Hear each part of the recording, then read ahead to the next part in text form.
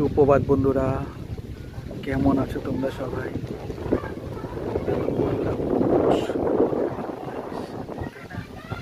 কত সুন্দর প্রাকৃতিক দৃশ্য, তাই না?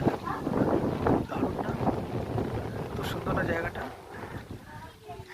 এখানে বিভিন্ন ধরনের নৌকা, লঞ্চ, বোট এগুলো তৈরি হয়। ওই দেখুন, দেখতে পাচ্ছেন তো, যেমনি নানা রকম মিস্ত্রিদের দক্ষ হাতের দ্বারা।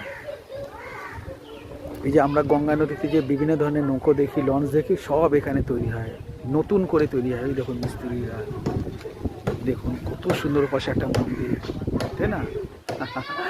কত সুন্দর না বন্ধুরা এই এলাকার দৃশ্য?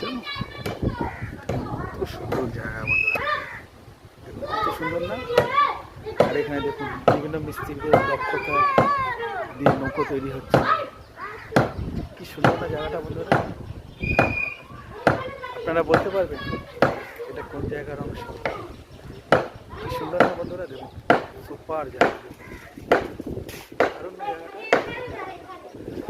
আর ওই দেখুন ওইদিকে নৌকো তৈরি, দেখুন বন্ধুরা,